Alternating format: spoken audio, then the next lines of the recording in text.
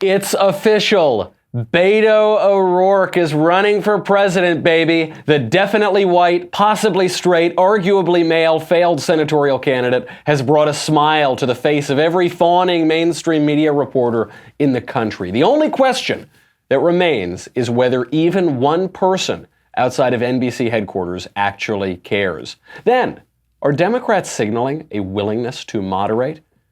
Possibly. I'm not holding my breath, but there are some moves happening. Republicans block President Trump's emergency declaration. Gavin Newsom, governor of California, blocks the death penalty. And finally, the mailbag. I'm Michael Knowles, and this is The Michael Knowles Show.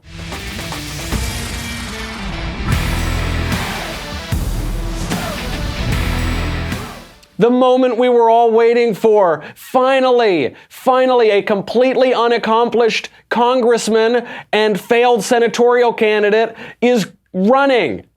And he's really weird. Yes, finally. This is the bridge to the future. We will get to his announcement. We'll get to his strategy. We'll get to the reaction. We'll get to whether or not this signals that the Democrats are willing to moderate. But first, let's make a little money, honey, with Protalis.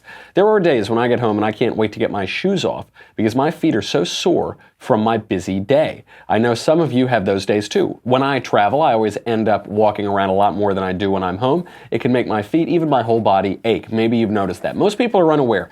Knee, hip, back, even upper body muscle tightness and other issues can stem from improper alignment. That all begins in the foot, right there at the ankle. This is true for more than 80% of people. Protalis insoles bridge the gap between custom orthotics and over-the-counter cushioned inserts.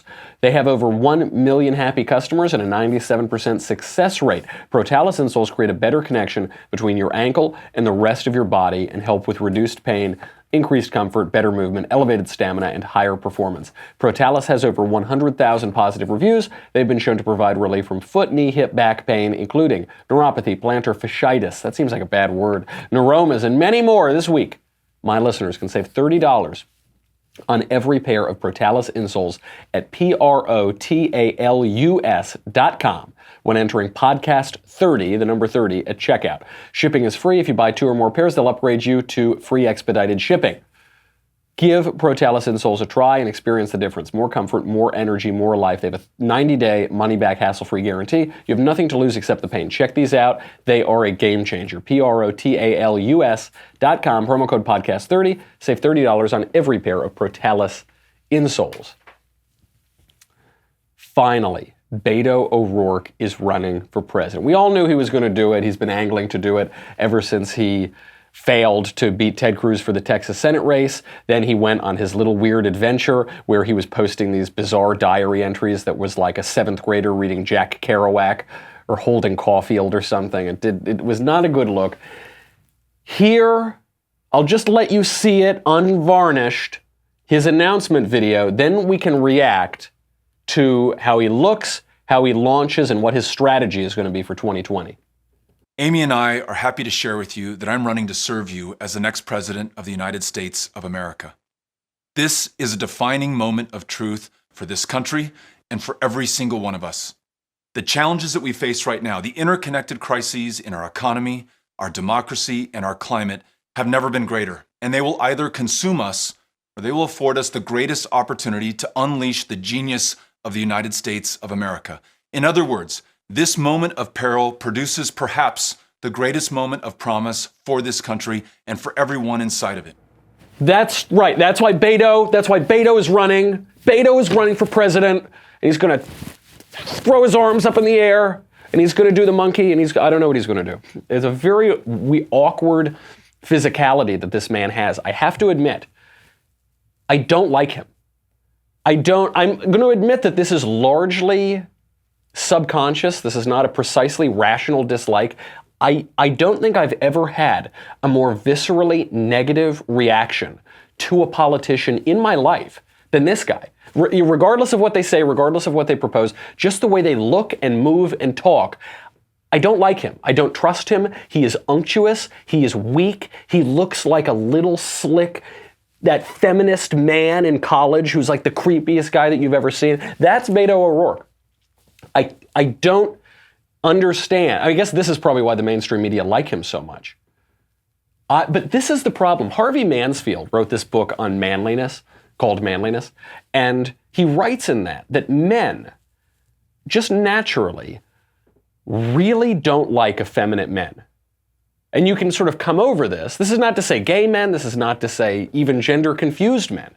There's a difference between being effeminate as a man and wearing a dress. I guess Beto O'Rourke does both, so it's a little confusing. Because Beto O'Rourke, when he was in some rock band in his 20s, he would actually wear a dress. But what I mean by effeminate is just his mannerisms. He's just so earnest. He's just so saccharine. He's just so scripted. He's just so, I'm a nice guy. Hey, come here. Let's talk. Your boyfriend sounds so mean. Come here. Let's talk about it. And by the way, this matters.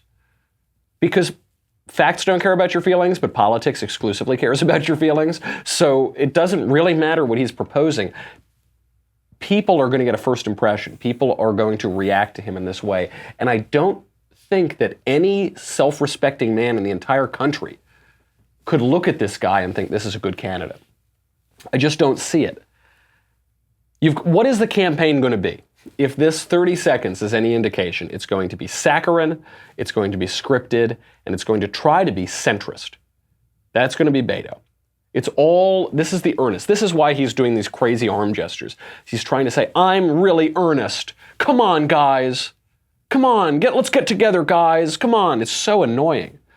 Also, it's very scripted. He's reading off the prompter for this, which is fine. Reading off the prompter is no big deal, but he's reading off the prompter in what should be an impromptu announcement. He's on his couch with his wife. It's 2019, so in 2019, authenticity, impromptu, off script is way better. It just plays better. HD video, it just plays better. I mean, this is why Beto was live streaming him getting his teeth cleaned a few months ago. This is why AOC live streams her cooking dinner. No script. It just seems more authentic. This seems disingenuous. He's trying to appeal to centrists. So he's this kind of, manufactured product. He's just built by the mainstream media, but he's trying to appeal to centrists. He's trying to appeal to the extreme left. He's trying to appeal to everybody, and it just doesn't seem quite genuine. I mean, despite all of the glowing media coverage, Beto O'Rourke is making this claim that he is going to have a grassroots campaign. And I invite you to join us in a kickoff for this campaign. But even if you cannot be here on March 30th, I still want your help organizing where you live, bringing in friends and family and neighbors to the greatest grassroots campaign this country has ever seen. The greatest grassroots campaign this country has ever seen was probably Trump 2016. That was genuinely grassroots. He had the entire party establishment, the entire conservative movement, capital C, capital M, and the entire media against him. He had everybody against him. It was only people who liked him. That's what grassroots is. He didn't raise any money from other people, really. He was self-funded. This is not grassroots. I mean, the mainstream media have been fawning over this guy since he started running for Senate in Texas.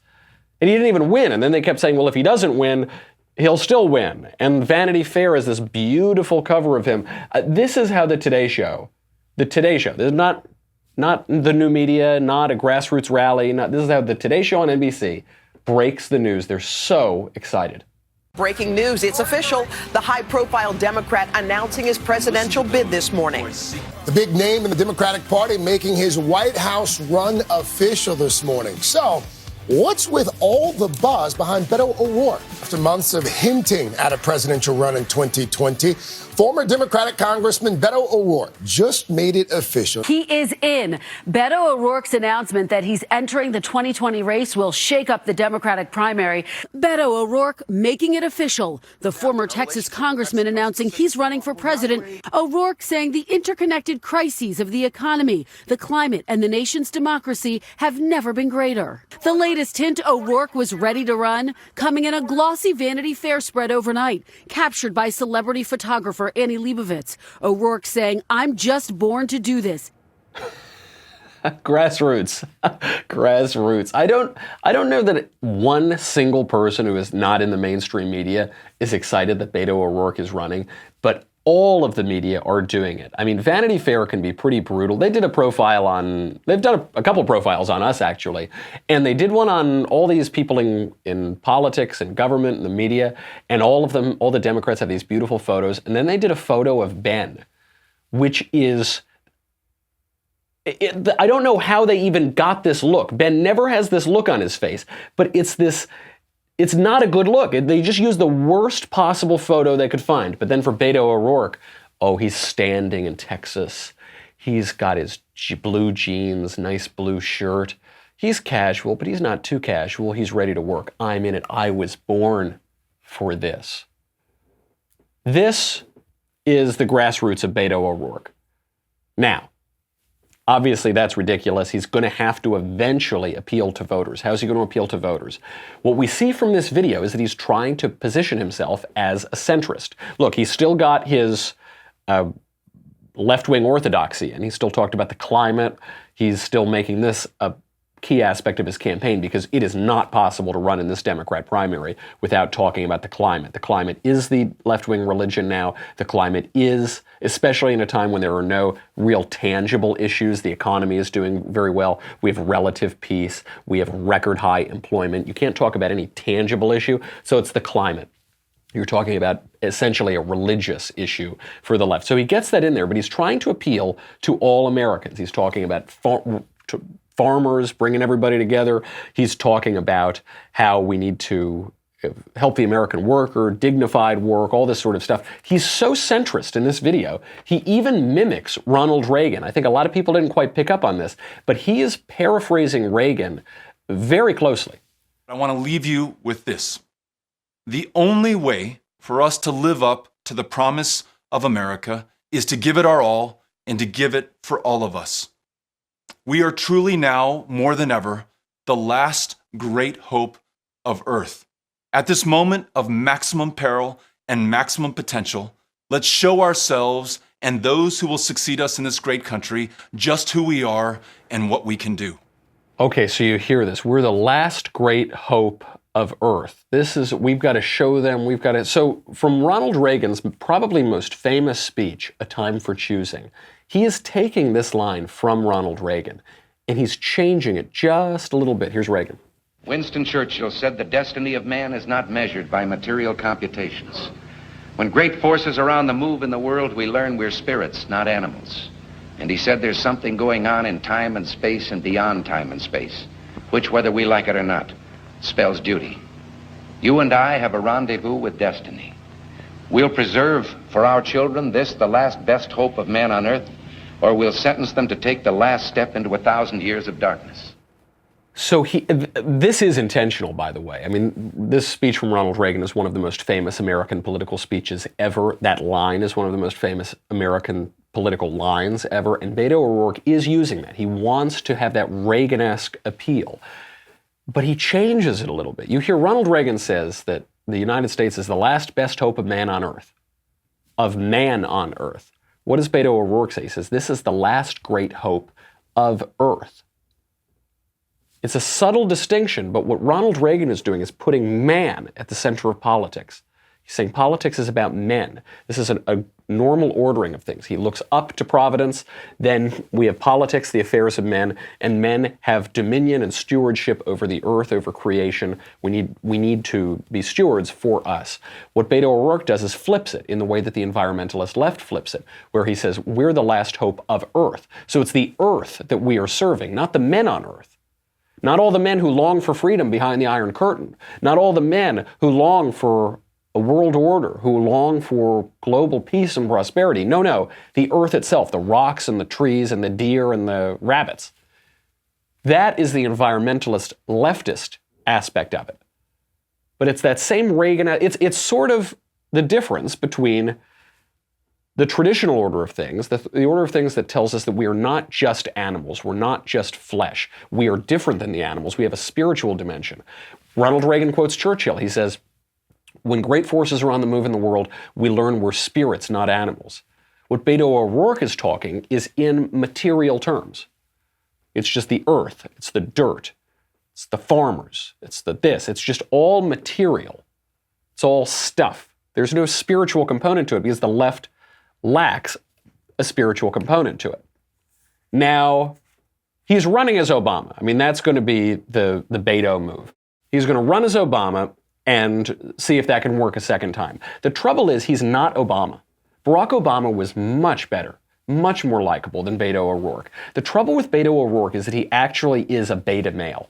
I'm saying that sort of to joke about him, but I mean that just as a pure observation. He's not a manly man. He wore dresses with a serious face in his 20s. He's always dressing down. He's always sort of, I'm a sensitive guy. Yeah. And when he gets overly excited, he loses control of his emotions. So his arm, instead of his arm sort of going like this, or this, or that, just as a matter of rhetoric and oratory, his arm goes like, bah, bah, bah, bah, bah, bah, bah. He just loses control of himself. He loses control of his voice, of the volume of his voice, of the tone of his voice. He just is a beta male. I don't know how else to put it. He's a wimp. He's weak.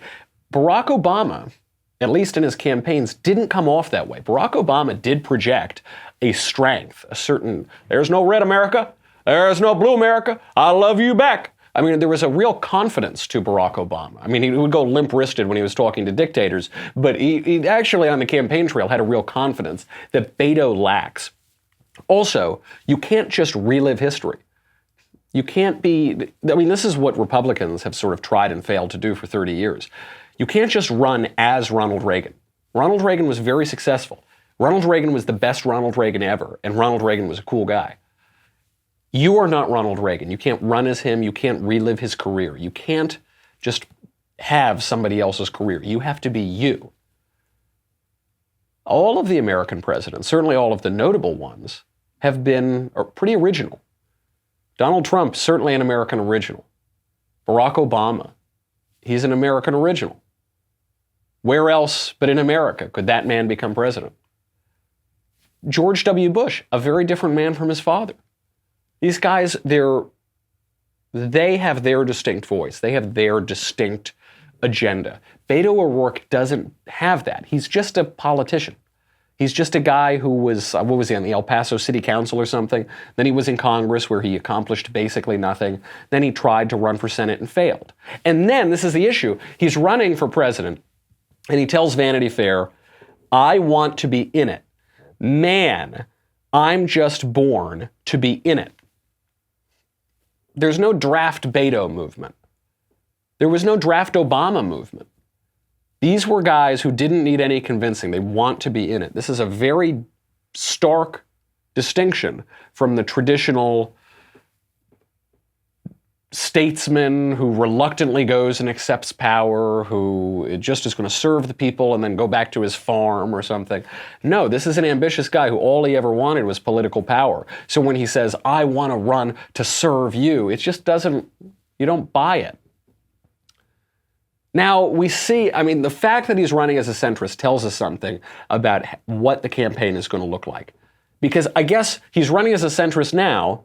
Right now, he actually said, he came out and he said, quote, I'm a capitalist. I don't see how we're going to meet any of the fundamental challenges that we have as a country without, in part, harnessing the power of the market. So he says, I'm a capitalist on the one hand. Then he's talking to a bunch of reporters and he says, I'm in favor of the Green New Deal.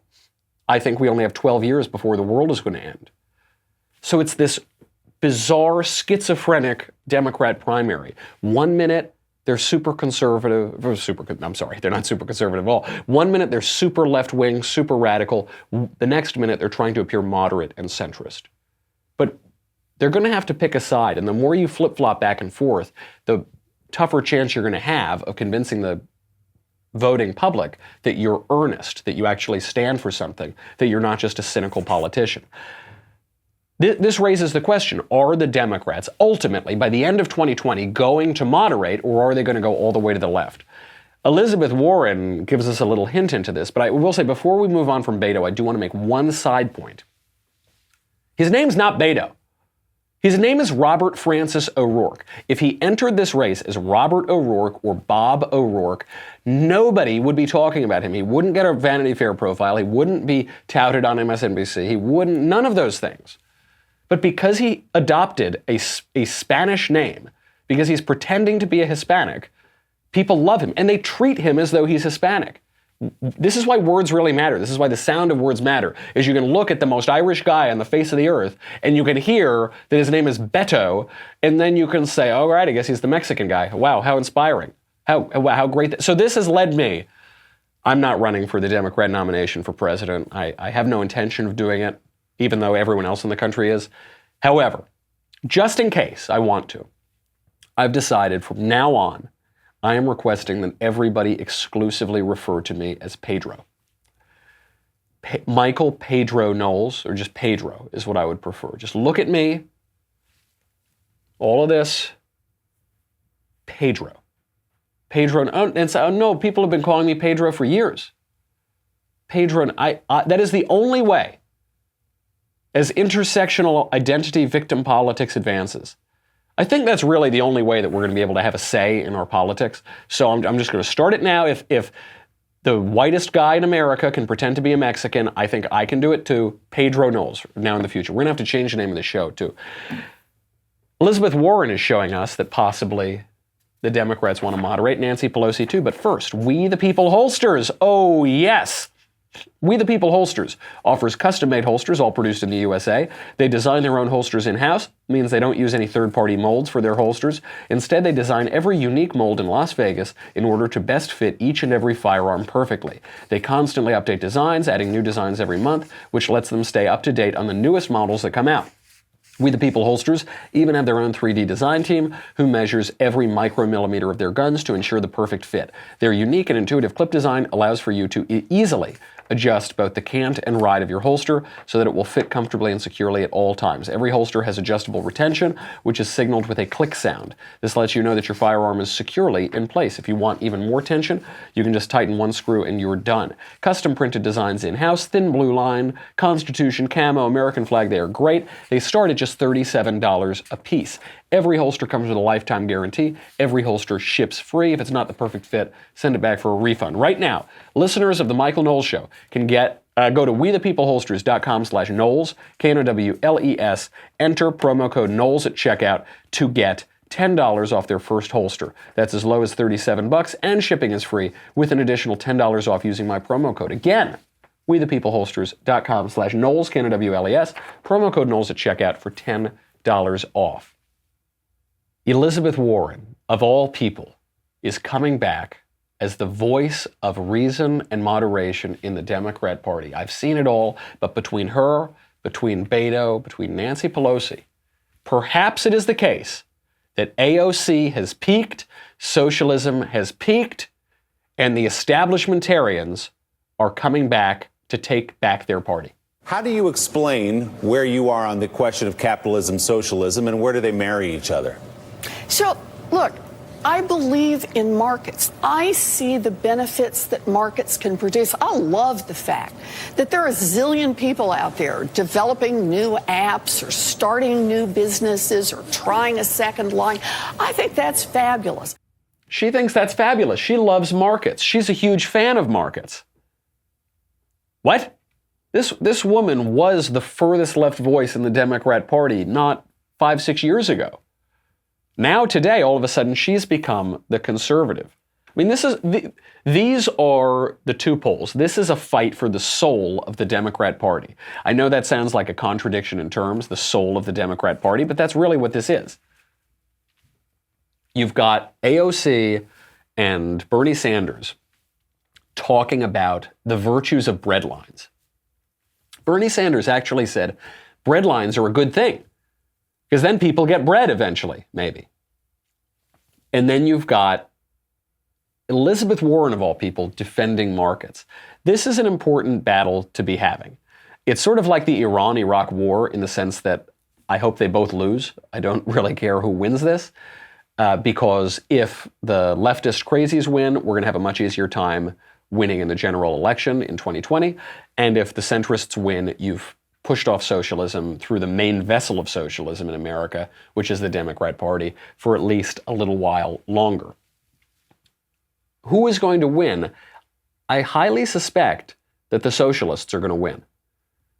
I do. I know there are a lot of polls out that show socialists are not very popular as presidential candidates or this or that. I don't buy that. because you just are fighting this inevitable tide as generations like millennials become the majority of voters.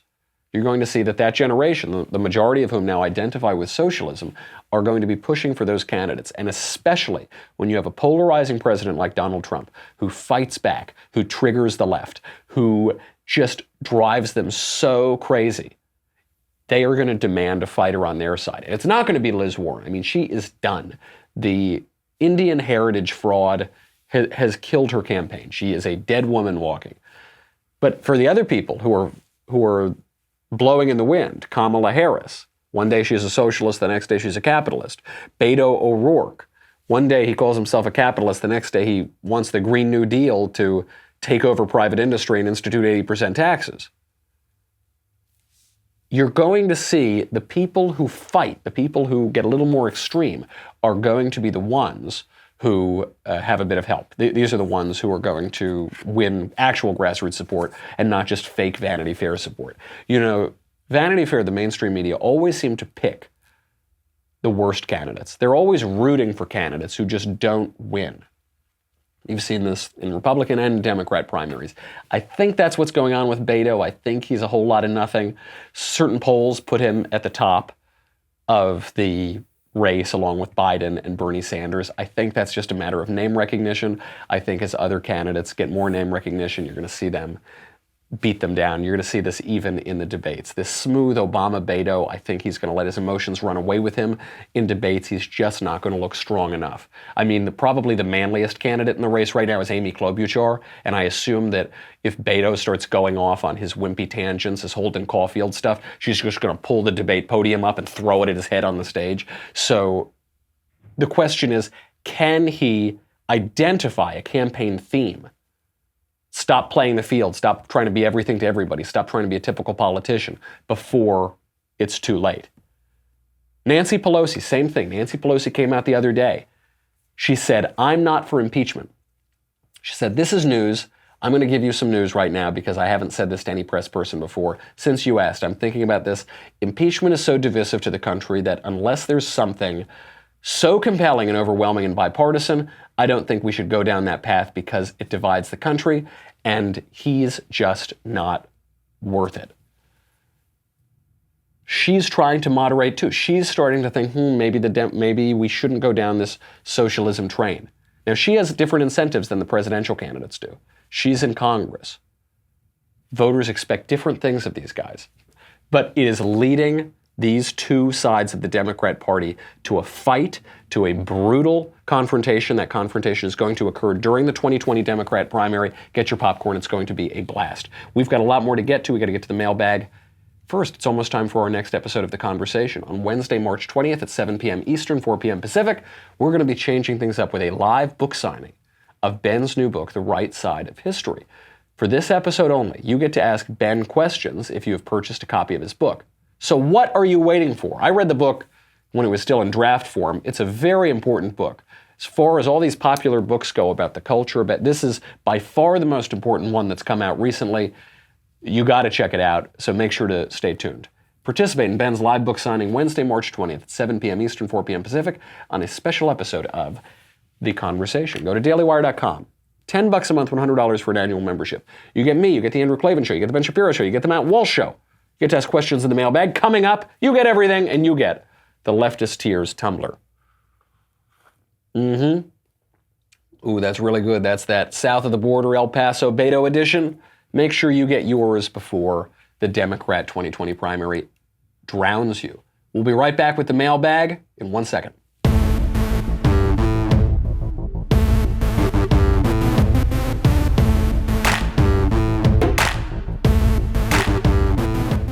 First question from Grant. Dear Michael from the block, what is your opinion on a political science degree? Many people seem to think that it's useless. Yes, it is. Ben was a poli-sci major. He says the degree is totally useless. And it is. However, I would like to make this point.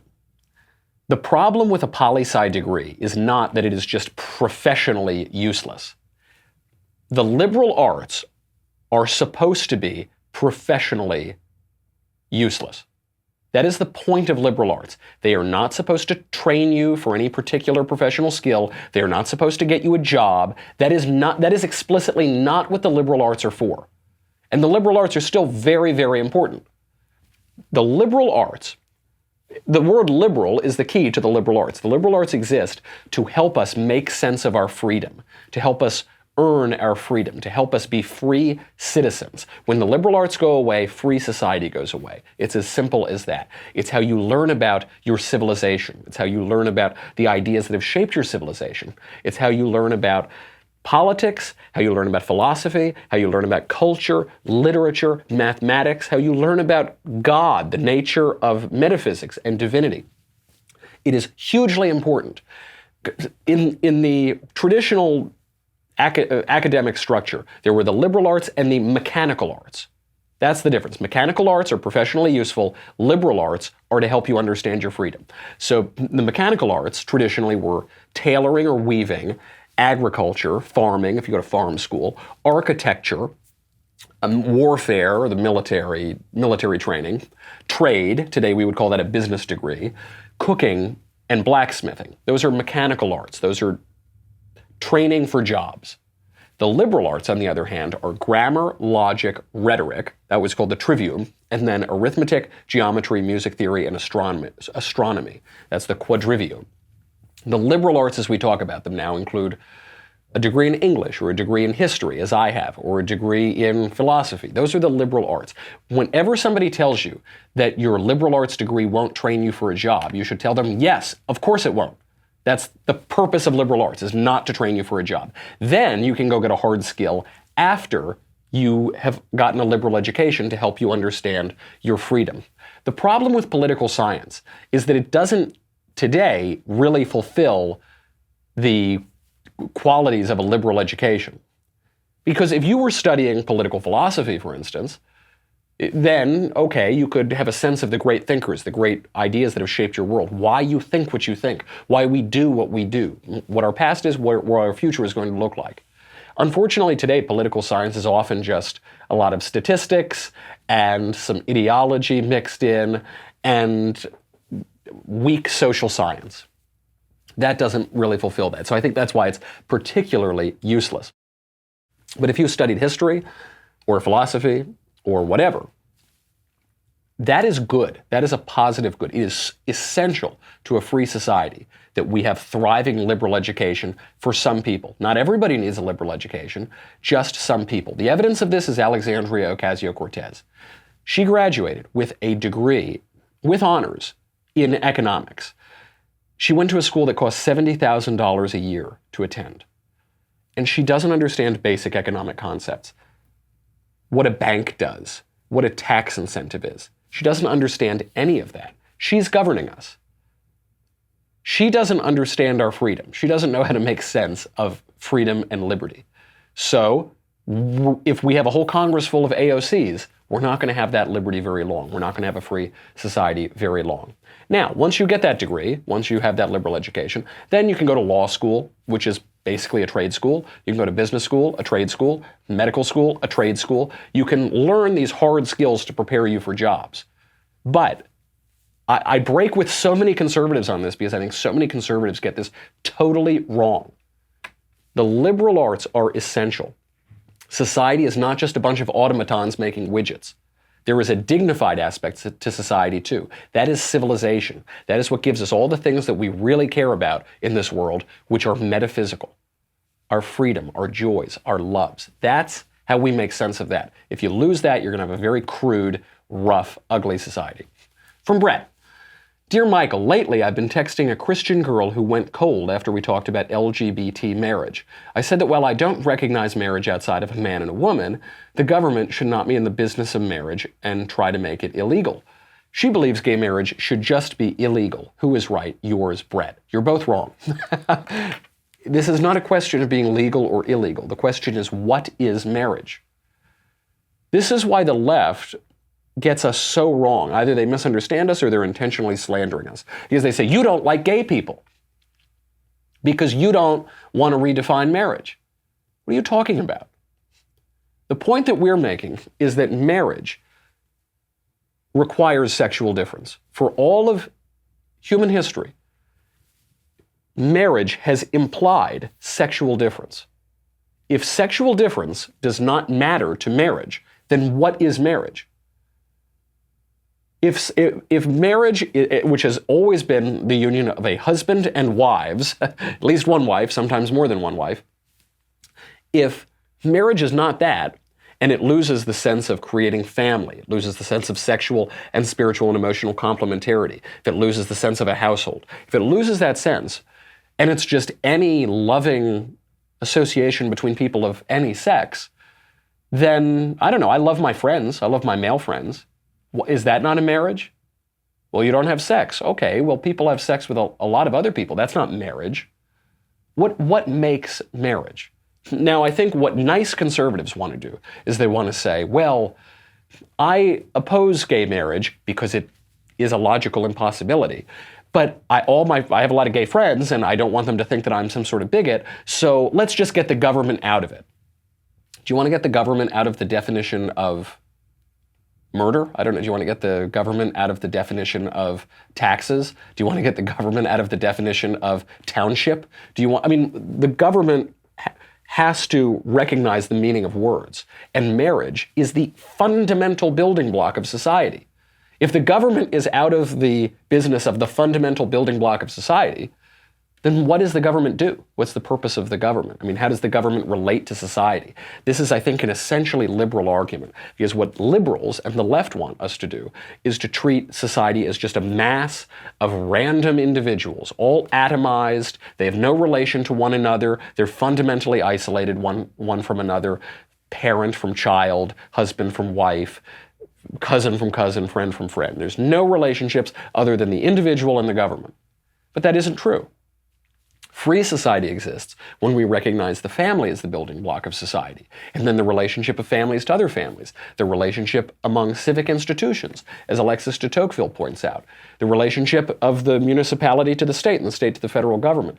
Those are ways to check the tyranny of one overpowerful government, and a way for us to preserve our liberty and preserve our traditional society. The government has to be involved one way or the other, especially when it comes to who can adopt kids, looking over the welfare of kids, so on and so forth.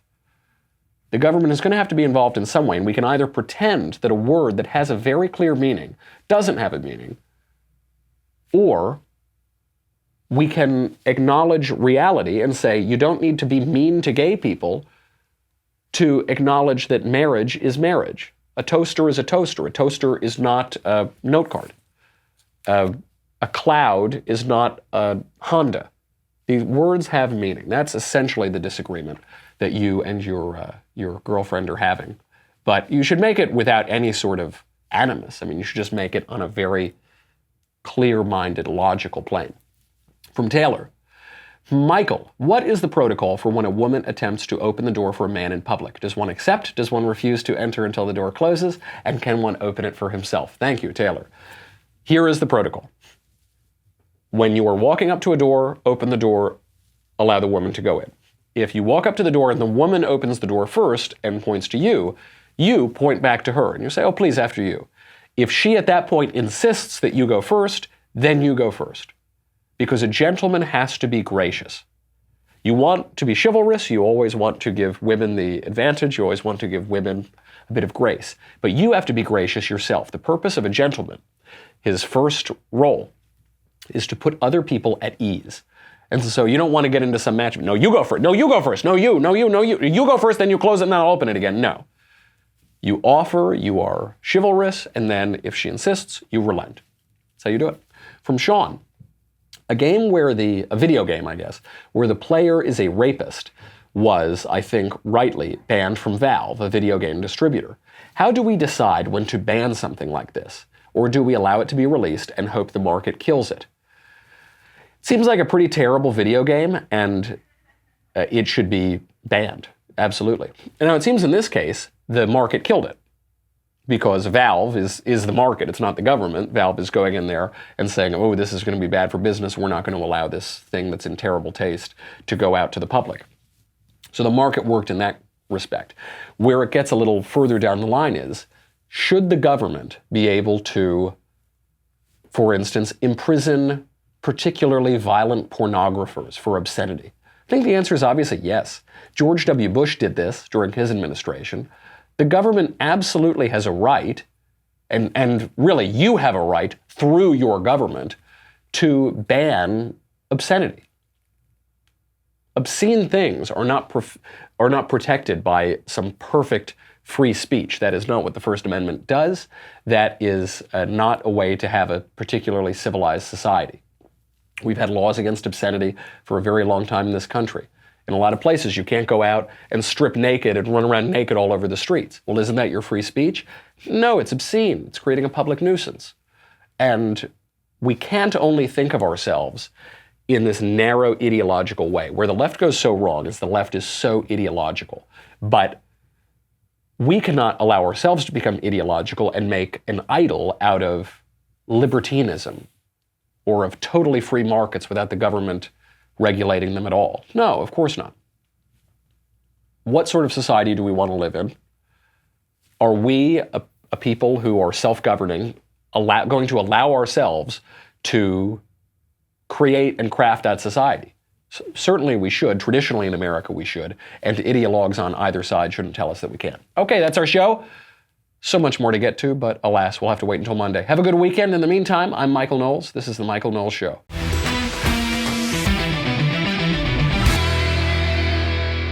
The Michael Knowles Show is produced by Robert Sterling. Executive producer, Jeremy Boring. Senior producer, Jonathan Hay. Our supervising producer is Mathis Glover. And our technical producer is Austin Stevens. Edited by Danny D'Amico. Audio is mixed by Dylan Case. Hair and makeup is by Jesua Olvera. Production assistant, Nick Sheehan. The Michael Knowles Show is a Daily Wire production. Copyright Daily Wire 2019.